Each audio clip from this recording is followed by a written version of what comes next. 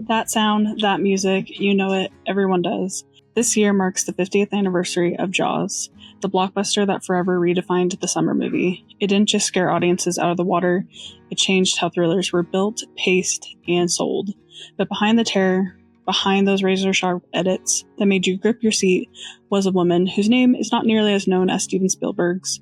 What is her name? Her name is Verna Fields, also lovingly nicknamed the Mother Cutter. Verna was great. We used to call her, our affectionate nickname for Verna Fields was Mother Cutter, because she was like our mom, and she cooked for us, and she told us great stories. Today we'll be talking about Verna Fields and her legacy with Jaws. Verna Fields was born as Verna Hellman in 1918 in St. Louis, Missouri. She didn't grow up surrounded by studio lights or industry connections. Her father was a journalist who had flirted with screenwriting but never really found a steady success with it. Verna's first love wasn't immediately film, it was just storytelling in all forms. She studied journalism and audiovisual education, a path that was rarely chosen by women during this time. By the 1940s, she made her way to Los Angeles and enrolled at the University of Southern California, taking classes that blended technical craft with narrative theory. Verna later married Sam Fields, a film editor, and together they built a life around the movie business. But in 1954, Sam died suddenly, leaving her as a widow with 2 small children. Instead of abandoning her dreams, she rolled up her sleeves and got to work. With 2 boys to support, Verna took on freelancing editing jobs, mostly in television. She later would joke, saying, "I told the kids I was the queen of Saturday morning." Behind this humor was a woman determined to survive and make an impact. She literally built her own cutting room in the back of her house. Evenings were spent cooking dinner, taking care of her children, and then editing late into the night in her new cutting room in her backyard. Through the 1950s and into the early 1960s, Fields' hard work would pay off.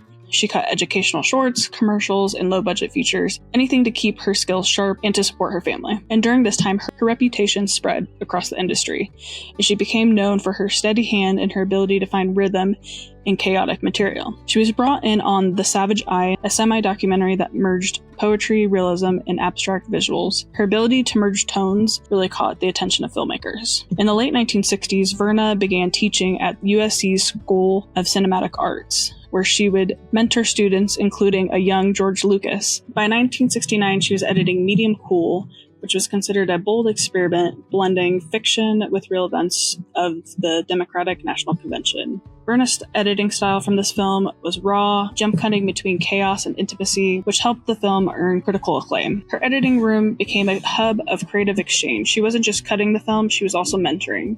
She cultivated relationships with rising talents such as Peter Bogdanovich, George Lucas, and Steven Spielberg.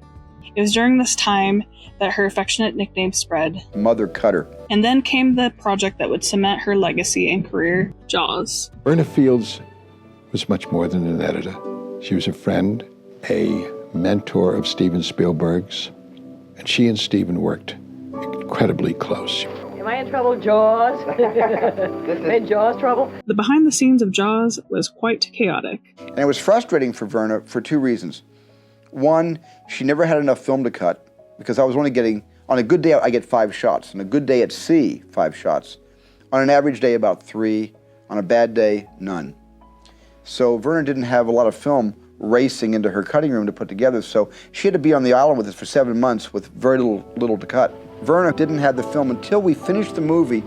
That's when Verna's workout started, and Verna and I worked every day on the picture at her house in her little cutting room by the pool, and she did a great job.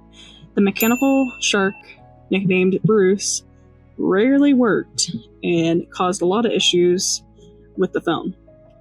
The film was behind schedule, over budget, and a young Steven Spielberg was barely in his late 20s and feared his career might sink before it even begins. This is where Verna Fields entered the picture. Most of the editing took place in the San Fernando Valley in her pool house, where she had a small editing room, and that's where the film was really cut. Working out of her pool house, her cutting room behind her house, she began looking through the miles of film of Jaws. She understood instinctively that the less we saw of the shark, the more terrifying it became in the edit. What am I looking for? Well, we're looking for a nice place to show that Quint refuses to slow down the boat. No, I can say,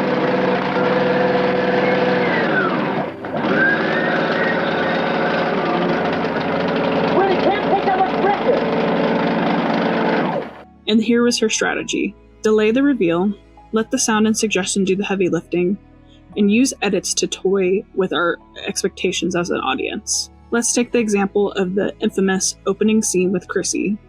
We never see the shark, only frantic splashes and her terrified screams. Let's take another example, the beach sequences. You may notice background extras walking into frame, obscuring our view just as the tension is building. This isn't an accident, this is all purposeful with precision editing to increase our anxiety. Verna did a great job with her biorhythms, creating a biorhythm for Jaws that was just the right kind of tautness, like a violin string, play a very, very high note.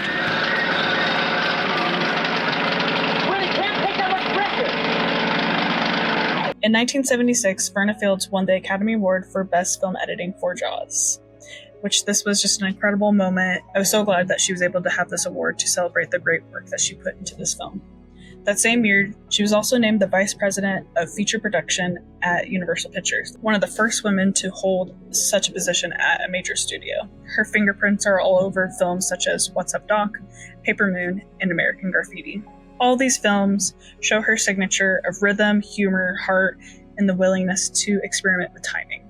She was really wonderful in scavenging from other scenes to find little 5-frame things to make cuts smoother. She is living proof that the editor's room isn't just a place to fix mistakes, but also to create meaning and art. Verna Fields passed away in 1982, but her influence carries on. When we revisit Jaws today, we feel that creeping unease right before the shark strikes appears, because her edits shaped the pulse, the fear, the thrill of this film that has lived on and has been a part of this film's legacy.